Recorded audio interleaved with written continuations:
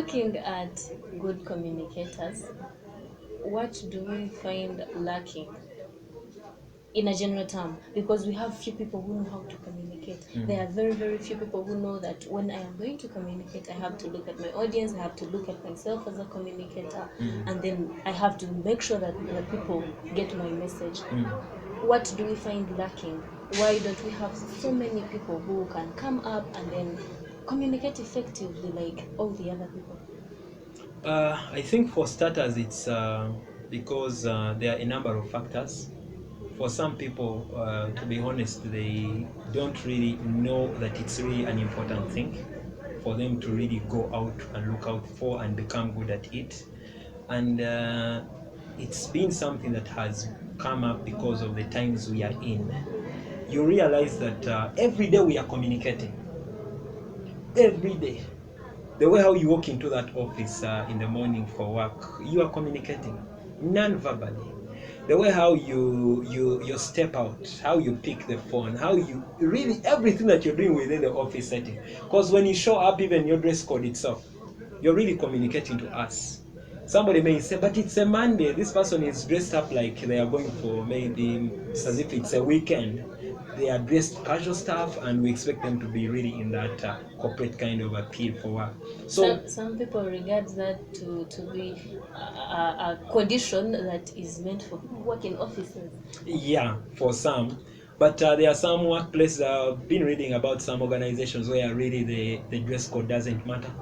People show up in whatever dress code. I've been able to read about some of the actually tech mega corporations. People show up in whatever stuff they feel like they want to put on. But back to your point, what is lacking when it comes to communication is that for most people, you will engage them one-on-one. They are really good.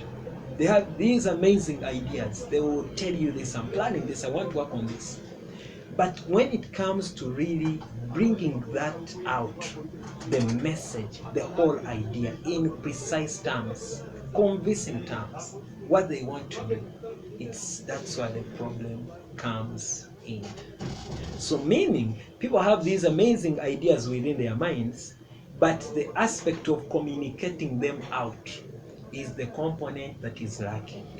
Because at the end of the day, if you don't work on that, at the end of the day, you're just ordinary, like any other person. For example, in the context of business, if you cannot communicate that business idea so well, you've heard of people say that I had this idea, but so and so was able to, he stole my idea and he's making money out of it. Sure. I've heard people talk about all that. You notice that this is something maybe you've been working on for 2 or 3 years, but it never comes out, never makes a breakthrough. So somebody comes in here, gets the whole concept and packages it well. He can communicate it so well. So he sells it out there. By the time you know it, he's reaping money from the idea. Because communication in business is all about persuasion. You're persuading. What's the end goal in persuading? The end goal in persuading is that at the end of the day, I want to bring you to my side in regard to selling something to you. So I persuade you, I convince you, you buy from me, and I'm making a return. At the end of the day, that's the whole essence. And some studies that have been done, the whole idea is that every day, all of us, we are in sales. The way how you go about your life on a daily basis, we are in sales because you're persuading, you're convincing a friend, help me with your pen, work on this for me, I will do this for you. You're persuading. Somebody has a problem somewhere, but you still persuade them, please come and work on this project. You're selling an idea to them. It may not be that exchange of a good or service for money, but you're really selling. So if you become good at that language of persuading others, then you can be sure that when it comes to the window of opportunities, many or most of the opportunities will be coming your way.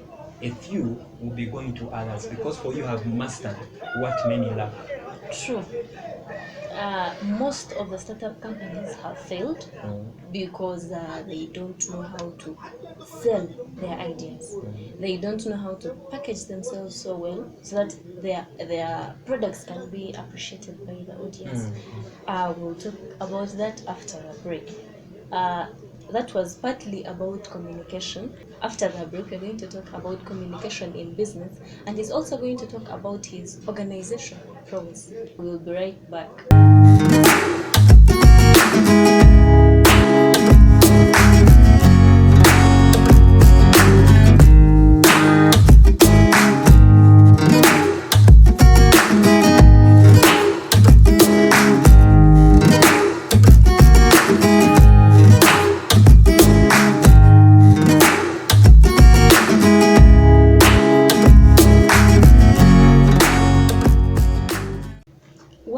back from that short break.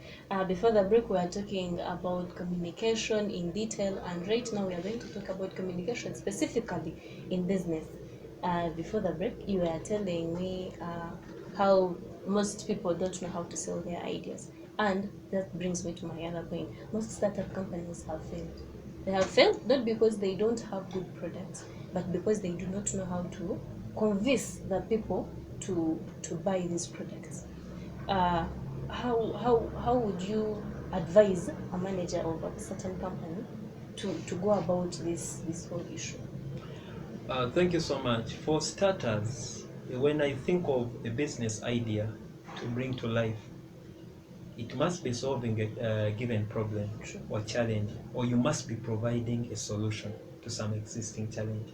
So what does it mean? It means that from the word go, I must involve these people that I'm looking at as those that are going to benefit from my idea in the entire process of how I come up with this. For example, if maybe we are having this COVID and all that is happening, and you're working on a solution that is going to help people to wash their hands without necessarily maybe touching the tap and everything, because at the end of the day, maybe you're going to spread the virus, you need to ask yourself, what aspects am I going to incorporate in this whole idea that these people will be able to feel comfortable with and they buy my idea? You might do something that is very excellent, good, top notch, but it's not for that particular market that you're looking at. I might do something which is maybe very excellent for maybe the Rwandan market, or maybe the Kenyan market, but not for the person that I'm looking at in Imbara. Now, the problem with the startups, what we have as a challenge is that we want to do this kind of copy and paste kind of approach in regard to how we bring these ideas. So something is working maybe in Kampala, something is working in Kenya. So I want to really bring the same idea in Imbara, and you think it's going to work. It's never going to work, because at the end of the day, these are different people in different cultural settings, social backgrounds, demographics are different in many aspects. So yes, it could be an idea that you feel can also work for Imbara, but look at your people in Imbara and understand what aspects about this idea that is maybe working in Kenya can I leave or maybe maintain, while also adding something that will cater for the people that I'm targeting. Now, the other aspect is to do with how people now communicate this whole thing. Because you notice that people have these great technical skills to work on those different, for example, in innovations when it comes to IT. People come up with these apps, and every day, every time I meet people, I tell you, I'm doing computer science, I'm doing this, I'm coming up with this innovation. But you ask them, who is your target market? What is this going to serve? Who is going to benefit from all this? They have no idea. And even when they try to tell you, I'm looking at these kind of people, they cannot explain to you in precise terms how it's going to benefit them, so that people find reason to be able to pay for that, because they feel you're creating value. So there is always a mismatch in regard to the solution you're working on vis-a-vis the needs or expectations of the target audience, and how you communicate it in simple terms for it to make sense, for them to feel like, yes, this is something we relate with or we need. For example, for me, I'm a retractor. Some of the projects that we do under Rotary is that when you're looking at a community that you want to help, you must go out there and you do a needs assessment. There's a project that one of the clubs handled in Ghana, where they felt that maybe people needed water brought closer to them, so that women don't move for longer distances. So those people worked on a project, they brought water closer to the community, but still women would walk distances to the wells to get the water.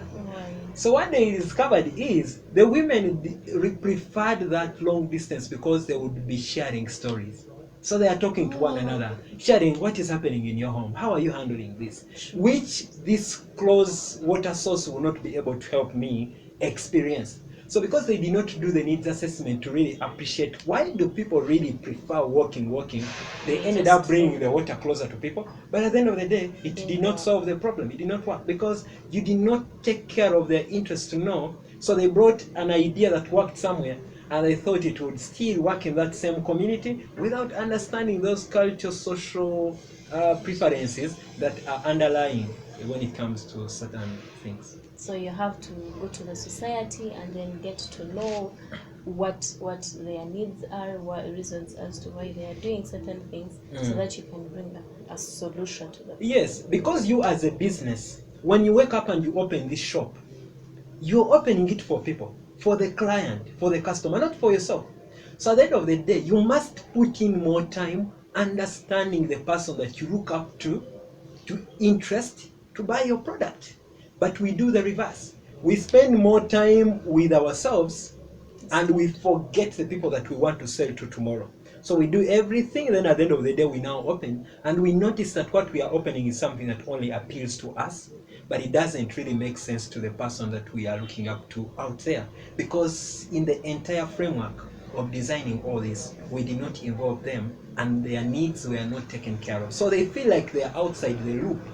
Otherwise, they would be coming in to support you, but because they don't feel like they were really part of the process, you do this amazing thing that but it will never take off. Another thing, when it comes to the way people communicate with others, these startups. Sometimes I have a team, and me, the marketing manager or anyone, I know how to communicate to my clients, but the whole team, these other people are don't know how to do this. Do you think that communication skills should also be a course when it comes to the business sector, or these are things that we should come with when we are coming to the field to start working? Because sometimes you find me, the boss, I know how to handle my customers, but when I am away, the business is not running, because my fellow people, these teammates, they don't know how to handle these things. So do you think that we should do this course when in the field, or it should start as early as primary, so that someone is groomed and is told to handle people in a certain way? Yeah, people need to be groomed from really a younger age, so that now they go through this whole phase with an experience of getting exposed and practicing. By the time you complete university, you're really somewhere, you're doing so well, rather than somebody who's just starting off to really learn the skill. And why it's very important for business is because when you're a manager and you feel like you're doing so well and people within your team are not really performing so well, that should really worry you as a manager. Because at the end of the day, the costs of ineffective communications are really huge. And if people master and understand how to communicate, you really reap a lot as a business. First of all, every time your employee shows up in public, whether it's a salesperson or an administrator, regardless of the position they are holding, when they show up at any event and they're given an opportunity to speak, they are really speaking not for themselves, but also the brand. So you can be sure that whatever they are putting out there has a direct implication on your reputation.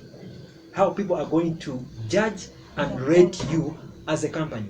And when people feel like your reputation is not good, it has a direct impact on so many things. It will hurt your sales. And when sales are not really coming in, it means really you're not performing as a business.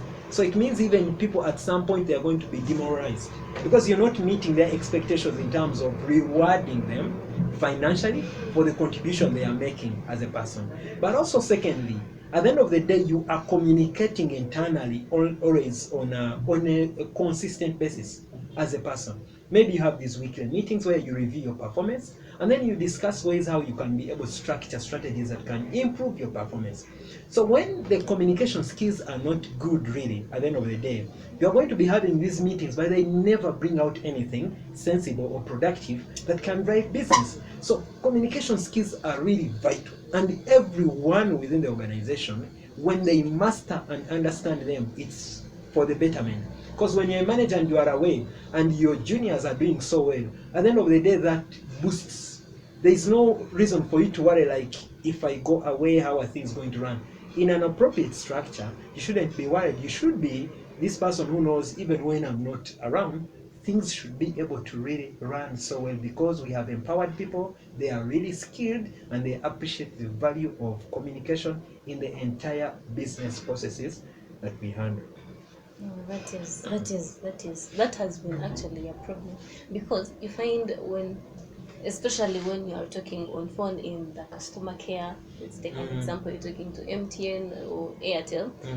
Today a certain person is going to pick up, and then they are going to be well polite, they are going to attend to you in a proper way. But tomorrow when you call, things go the other way around, or someone is not attending to you, and you as the person who is listening can feel left out. Yeah, I think that one is the challenge in there is that there is no consistency yet in terms of maybe policy, or even in terms of how people value and appreciate this, so that you have this skill rolled out across the board, and you're really sure that the people who are manning my customer care center, they are really this kind of rating, and I'm very confident at any one moment I cannot expect anything less. So there are so many inconsistencies, because maybe some organizations, it's not something they have really taken interest in, to make sure that they match up everyone to get to the pace where everything is really well aligned. Briefly, what are the do's and the don'ts of an effective communicator? Wrapping everything up, because we are going into some other topic. What are those things that a good communicator should do, and those things that a good communicator should not do? One of the things that a good communicator has to do is when you go out there and you're communicating anything, you should really be somebody who respects people in everything that you do. So the language or words that you even use to communicate out there, they are very important. Some people use jargon, but they don't know the impact that jargon is going to have. You're communicating to these adults, professionals, but you're bringing in your high school kind of language to this kind of audience. So you need to exercise respect for your audience. It's very important. Chipping in another question on Yes. that, does communication affect your writing? Communication. Like the way you talk to people, that when does it affect the way you're going to detail something down? Are those two things connected? Yeah, they are communicated in some way, because at the end of the day, what you need to know is whatever you're putting out there verbally, at some point you're crafting it. Yes, written, then you look through and everything up to when you're convinced that, because at the end of the day you have something, maybe a script that you're basing on to practice before you even show up on stage. So in some way the verbal communication has a link to the written word, because it's so hard for you to really totally set them apart or leave them to be on their own, and yet each in some way feeds into the other. So in some way, if you become so good at writing, and then there is a way how it also improves your verbal communication skills, because becoming a good writer also comes with reading. Reading improves your vocabulary. When you have very rich vocabulary, it means you stand a greater chance to show up on stage and communicate so well. We go back to the do's of Yes. a communicator. The do's is you need to really dress so well, appropriately, or what I would call the ethically acceptable way of dressing. You need to understand your audience really and know how am I really going to show up, and you dress up, because that's very key and fundamental. The reason why it's very important is because about 93% of the communication you're conveying on stage is non-verbal. Only 7% is verbal. So the gestures, the eye contact, the way how you move on stage, your dress code, your body language precisely is communicating something. So it is important for people to focus on those aspects of body language which they also feel are not appropriate, and they try as much as possible to minimize them. Then the aspects that are really appropriate and good, you put emphasis and do well on those, because when they are done so well, they can give you a very good heads up. Go to the don'ts. The don'ts, I would say, one of the things, like I talked about, it's not really good for you to point when you are maybe communicating with people. You're having a conversation with somebody one-on-one here, and then you're spending your time, you're on phone, you're communicating, and then That you're has actually taken a lot of people back to the villages. I am talking to you, and then you're busy on phone. Yes, it's not really professional, and it's not appropriate in every sense. Just imagine you have gone out there and you want to talk to a client that you want to persuade and maybe get business from them, and within a minute you're just on your phone and you're scrolling through your WhatsApp and everything. that's not really, they feel like they don't matter. So at that moment, it's your phone that matters a lot. So even when you show up on stage, try to really do away with your gadgets. Let your phone stay somewhere. You come in here, give your talk, and then you really leave. Yeah. Let us go talk about the Prowess Communication. You're currently running a marketing communications firm where you are catering for the other generation, Yeah. the young. Yes. When did you start up this communication firm? Press Communications, I started it in May 2018, so it's already 2 years. And one of the aspects that I was interested in was to be able to nurture people with powerful public speaking skills from a younger age. And for me, one of the interest groups were these young children, because at that age you can be able to tune them to whatever thing you want them to be. So, and I felt like this is something that is not within our school system. So for me, I came in to provide that solution, which is not within a school setting. Even when it's there, it's not really so much emphasized. For some schools, they have debating clubs. But how many students are part of the debating clubs? Or when do they even get an opportunity to maybe perform or present something in an entire term? So I came up with the idea. My idea was under that I wanted to have a public speaking academy, and the motivation was ideally on three things. One, nurture people with or mentor them in public speaking skills. Secondly, I was looking at this as an initiative that would be able to interest other stakeholders within the education system to really value this. So that maybe at You some can see the point impact. they can be able to maybe say we adopt it in our school. Thirdly was to also mentor or empower people in business with the same skill. So looking at those in school who have not yet completed from a younger age, looking at this as a driver that could also persuade other stakeholders to value it. And thirdly, to empower businesses to really appreciate and value this.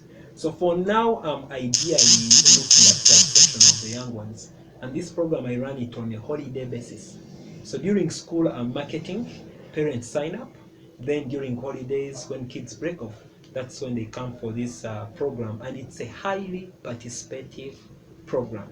For each of the days when these kids show up for the program, everyone must show up on stage and present something. We observe them, their colleagues observe them, and they give them what we call supportive feedback.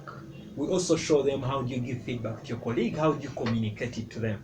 For example, when they do a talk and finish, you start with the good things they have done, and then if you want to tell them something that they need to improve, you say, you have done so well on 1, 2, 3, but you would become better or excellent if you improved on 1, 2, 3. Because we value what language can do in terms of shaping perceptions and influencing them to put in the effort and become better. That is what I was going to ask you. Dealing with the children, they are too sensitive. How do you find it when you are telling them how adjust here and here, improve here and here? How do they perceive it?